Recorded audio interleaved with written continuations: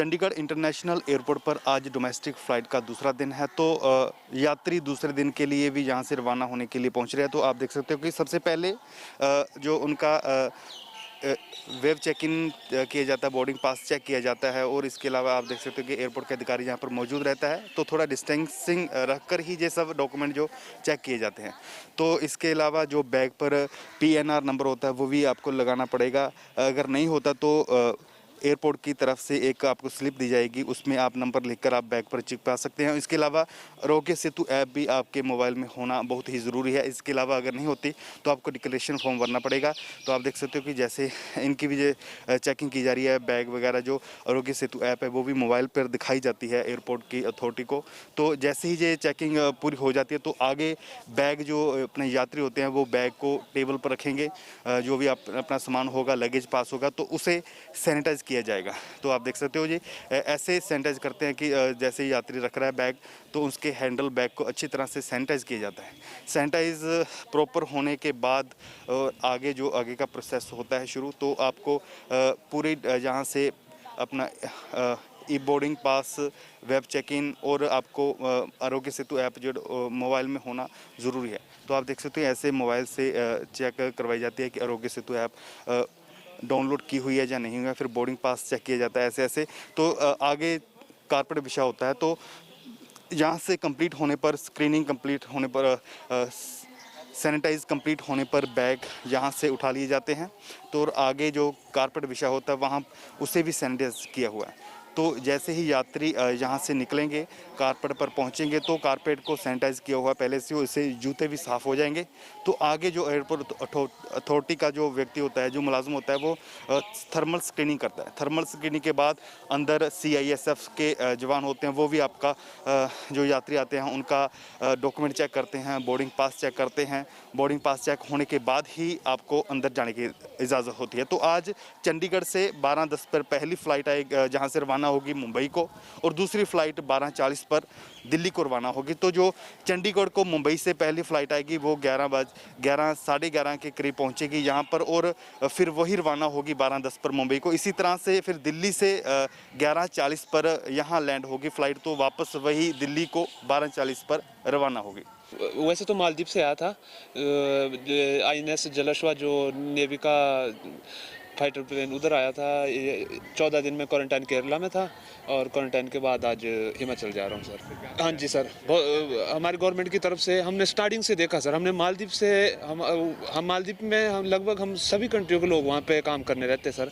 सबसे पहला रेस्क्यू वहाँ पे किया गया फिलीपीन का, जो फिलीपीन गवर्नमेंट ने एक शिप, उसके बाद इंडिया के 3 जो रेस्क्यू कर चुके हैं। बाकी और कंट्री का कोई भी अपने पैसेंजर, अपने जो काम करने वाले किसी को नहीं ले रहे।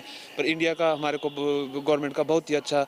वहाँ से जब हम केरला आए, केरला में भी क्वारंटाइन गवर्नमेंट के खर्चे पे सारा कुछ, और आज और वहाँ से कोविड टेस्ट हमारा क्लियर होके, फिर कोविड टेस्ट क्लियर होके फिर हमारे को आज उसके बाद हमने खुद फ्लाइट बुक किया, और आज हम अपने हिमाचल, ये समझ लो आप कि हम 3 महीने से मालदीव में विदाउट जॉब बैठे हुए थे। हमारे बहुत से भाई ऐसे हैं। अब यहाँ पे आदमी को तो ऐसा लगता है आज की डेट में यही बोलते हैं कि जब बीमारी का ऐसा आए तो लोग घर आते हैं, और वैसे नहीं तो लोग बाहर जाते हैं। तो बाहर तो सर सभी ऐसे नहीं जाते, कोई भी, सब अपने जॉब के लिए जा रहे हैं। जब यहाँ पे जॉब नहीं मिल रहा है फिर लोग बाहर काम करने जाते हैं। वो सर नहीं सर, वो हमारी गवर्नमेंट देखेगी सर। मेरे पास डॉक्यूमेंट पड़े हुए हैं, मेरे पास वो भी क्वारंटाइन के है, जो भी मेरी टेस्ट रिपोर्ट है कोविड-19 की, वो मेरे साथ है। बाकी जो भी मेरे गवर्नमेंट का ये होगा वो उस हिसाब से फिर आगे गवर्नमेंट देखेगी सर। मैं एक्चुअली गुड़गांव में मेरा बिजनेस है, पटियाला में घर है। तो जब से लॉकडाउन स्टार्ट हुआ था तो घर आ ही नहीं पाया था, आज घर वापस जा रहा हूँ। सर अभी आपको पटियाला में कोई होम क्वारंटीन या कुछ वगैरह को बताया गया? हाँ, 14 डेज होम क्वारंटीन। बाकी प्रिकॉशन तो ले ही रहे हैं हम शुरू से ही, जब से स्टार्ट हुआ है तो प्रॉपर प्रिकॉशन रखे हैं। देखिए वैसे तो प्लेन में ज़्यादातर सीट्स पे जो है 3 लोग बैठे हुए थे, लेकिन बाई चांस मेरी सीट थी जो मैं अकेला ही बैठा हुआ था। तो मेरे साथ अगल बगल में कोई नहीं था, बाकी सब सीट्स पे 3 लोग थे। सर जो किट दी गई उसमें क्या क्या दिया गया? किट जो दी गई थी उसमें आप देख सकते हैं कि तो ये फेस कवर है, मास्क दिया हुआ है, इसके अलावा सैनिटाइज़र दिया हुआ है, सैनिटाइज़र के पाउचेस कुछ दिए हुए हैं। तो एयरलाइंस ने अपनी तरफ से पूरे ये अरेंजमेंट किया हुआ है। सर अभी आपका यहाँ टेस्ट हुआ या स्क्रीनिंग हुई एयरपोर्ट पे? दोनों चीज़ स्क्रीनिंग हुई है, और जब वहाँ पे दिल्ली एयरपोर्ट पे वहाँ भी स्क्रीनिंग हुई थी एंट्री के टाइम पे, और यहाँ पर भी एग्जिट के टाइम पे स्क्रीनिंग हुई है प्रॉपर। हैदराबाद से आ रही हूँ। Hyderabad to Delhi, Delhi to Chandigarh. मैं यहाँ चंडीगढ़ से रहती हूँ बट मैं हैदराबाद में जॉब करती हूँ। तो अभी मैम वापस कैसे आना हुआ? सो हैदराबाद से I had to take a flight to Delhi. तो 2 फ्लाइट्स कैंसिल हो गई थी कल। हैदराबाद टू दिल्ली की मॉर्निंग वर्किंग हो काम जो था वो बंद पड़ा है या फिर अभी? नहीं, वो चल रहा है। आईटी सर्विसेज कंपनी में हूँ तो वहाँ पर अभी वर्क फ्रॉम होम चल रहा है। तो जो अभी थोड़ा टाइम चलेगा। कितने दिन से आप ट्राई कर रहे थे इधर आने की? ये ट्राई तो जब फ्लाइट्स खुली हैं तब से ऑब्वियसली, तो जब से फ्लाइट्स खुली हैं तब से कोशिश थी कि फ़्लाइट मिल जाए पहले से पहली वाली। That's it. तो मैम अभी फ्लाइट में क्या क्या प्रिकॉशन के तौर पर देखा आपने? ये प्रिकॉशंस, सारे प्रिकॉशंस हैं। Sanitisation, crew is very well equipped, और मास्क वगैरह एवरीथिंग इज़ अवेलेबल, और क्लीन एनवायरनमेंट है। सारे प्रिकॉशंस हैं जो गवर्नमेंट अथॉरिटीज़ ने दिए हैं। दोनों फ्लाइट्स में सारे प्रिकॉशंस थे, एयरपोर्ट्स पे भी सारे प्रिकॉशंस थे। सो आई थिंक गवर्नमेंट अथॉरिटीज़ और कैबिन क्रू, एयरलाइन स्टाफ बहुत सही से काम कर रहा है। लॉकडाउन से पहले ट्राई किया था पर एकदम से बंद हो गई थी डोमेस्टिक फ़्लाइट्स। फिर 2 महीने से मैं वहीं पे थी। वहाँ पे ज़्यादा दिक्कत नहीं हुई क्योंकि शॉप्स वगैरह खुली थी, तो इतनी प्रॉब्लम नहीं हुई। बट अभी जब दोबारा फ़्लाइट खुली तो सबसे बड़ा कंसर्न था कि घर पे क्वारंटीन करेंगे कि या बाहर करेंगे। तो पहले चेक किया कि दिल्ली या चंडीगढ़ में से कहाँ पे घर पे क्वारंटीन करें, तो उस हिसाब से फिर फ़्लाइट बुक करी। अभी इतनी प्रॉब्लम नहीं हुई यहाँ पर। वो 2 महीने बीच में बंद था तो इस वजह से थोड़ा फंसे हुए थे वहाँ पे। और भी मेरे दोस्त जो अलग अलग, कुछ जम्मू के दोस्त हैं, कुछ कहीं कहीं के हैं, तो वो फंसे हुए हैं अभी भी, क्योंकि वहाँ पे वो ज़बरदस्ती का क्वारंटीन कर रहे हैं ना 7 डेज़ का, इसलिए।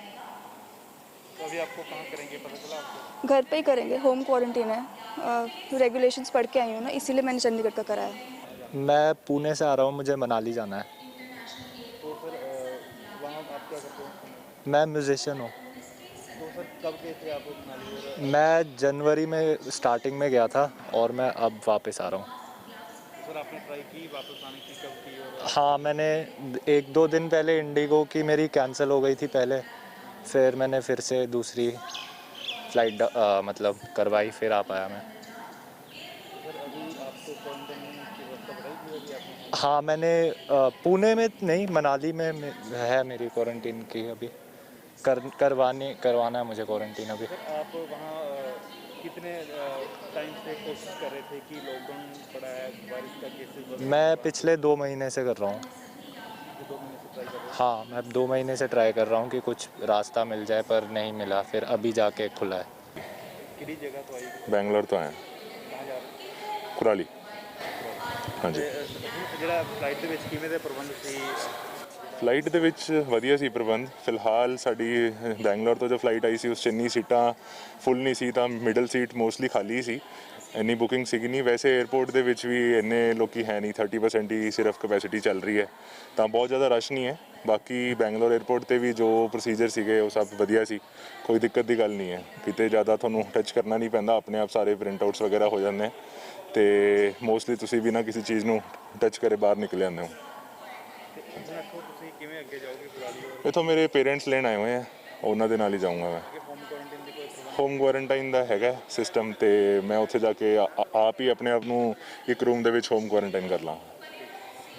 बेंगलुरु में एक्चुअली वहाँ पे इंडियन ऑयल पे हमारा काम था, तो वहाँ पे जो बॉटलिंग प्लांट्स हैं IOCL के, तो वहाँ पे हमारा काम चल रहा था। तो it is under essential services, तो हमें वो सर्विस प्रोवाइड करनी पड़ी वहाँ पे, तो वो करके अभी मैं शिमला जा रहा हूँ। सर कितने दिन से आप ट्राई कर रहे थे वापस घर जाने के लिए? मैं ऑलमोस्ट 2 महीने से मैं ट्राई कर रहा था।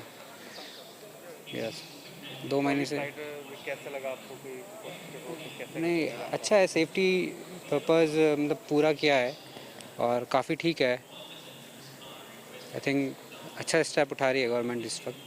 ਕਿਹੜੀ ਜਗ੍ਹਾ ਤੋਂ ਆਏ ਮੈਂ ਤਮਿਲਨਾਡੂ ਤ੍ਰਿਚੀ ਤੋਂ ਆਇਆ ਜੀ, ਤਿਰੁਚਿਰਾਪੱਲੀ ਤੋਂ। ਕਿਹੜੀ ਜਗ੍ਹਾ ਜਾਣਾ? ਹੁਣ ਫਾਜ਼ਿਲਕਾ ਪੰਜਾਬ। ਮਤਲਬ ਜਦੋਂ ਵੀ ਤੁਸੀਂ 에ਅਰਪੋਰਟ 'ਚ ਐਂਟਰ ਕਰਨੇ ਹੋ ਘੱਟੋ ਘੱਟ 10 ਵਾਰੀ ਤੁਹਾਨੂੰ ਹੈਂਡ ਸੈਨੀਟਾਈਜ਼ਰ ਦਿੰਦੇ ਨੇ ਹਰ ਪੁਆਇੰਟ ਤੇ। ਤੁਹਾਡੀ ਪੂਰਾ ਬੈਗ ਸੈਨੀਟਾਈਜ਼ ਕਰਦੇ ਨੇ, ਫਿਰ ਤੁਹਾਨੂੰ ਅਲਾਓ ਕਰਦੇ ਨੇ। ਪੂਰੀ ਸਕਰੀਨਿੰਗ ਹੁੰਦੀ ਹੈ, ਤੁਹਾਡਾ ਪੂਰਾ ਥਰਮਲ ਚੈਕਿੰਗ 4-5 ਵਾਰੀ ਤੁਹਾਡਾ ਫੀਵਰ ਚੈੱਕ ਕਰਦੇ ਨੇ। ਉਸ ਤੋਂ ਬਾਅਦ ਤੁਹਾਨੂੰ ਅਗਲੇ ਪ੍ਰੋਸੈਸ ਜਾਣ ਦਿੰਦੇ ਨੇ। ਪੂਰੀ ਸੋਸ਼ਲ ਡਿਸਟੈਂਸਿੰਗ ਮੇਨਟੇਨ ਹੋ ਰਹੀ ਹੈ। ਹਾਲਾਂਕਿ ਜਿਹੜੇ ਬਾਕੀ 에ਅਰਪੋਰਟ 'ਚ ਮੈਂ ਦੇਖਿਆ ਉਹਨਾਂ ਨੇ ਥੱਲੇ ਬਾਕਸ ਬਣਾ ਰੱਖੇ ਨੇ, ਉਹ ਮੈਂ ਚੰਡੀਗੜ੍ਹ 에ਅਰਪੋਰਟ 'ਚ ਕਿਤੇ ਨਹੀਂ ਦੇਖ ਪਾਇਆ। ਅਤੇ ਬਾਕੀ ਈਵਨ ਫਲਾਈਟਸ ਵਿੱਚ ਵੀ ਮੇਨਟੇਨ ਹੋ ਰਹੀ ਹੈ। ਇੱਕ ਕਰਕੇ ਸਾਰਿਆਂ ਨੂੰ ਬਾਹਰ ਕੱਢ ਰਹੇ ਨੇ, ਇਕੱਠੇ ਸਾਰੇ क्राउड नहीं कर रहे हो फ्लाइट ਨੂੰ, ਤੇ हर एक रूल प्रॉपर्ली फॉलो हो रहा है। हाँ वैसे वर्किंग के लिए गया हुआ था तो वहीं था, स्टकअप हुआ तो वही कल फ्लाइट चली हैं तो फिर वापस आया हूँ। दिल्ली में कहाँ पर? राजेंद्र नगर में। वहाँ पर फंसे हुए थे? हाँ फंसे हुए थे ना, वो था नहीं कोई लीगल जो मतलब मीन्स ऑफ जो कम्यूटेशन वापस आने की। अभी कल ही फ़्लाइट खोली है तो पहले टिकट करके वापस आ गए हैं। बेंगलोर से आए हैं, चंडीगढ़ जा रहे हैं। रास्ते में कोई परेशानी? नहीं कोई परेशानी। वहाँ से हम आए हैं, 24 को आना था, 24 मार्च को, और आज जा रहे हैं। 2-2.5 महीने लग ही गए। हाँ जी, हर बार करवाई है बुकिंग और कैंसिल हो जाती थी।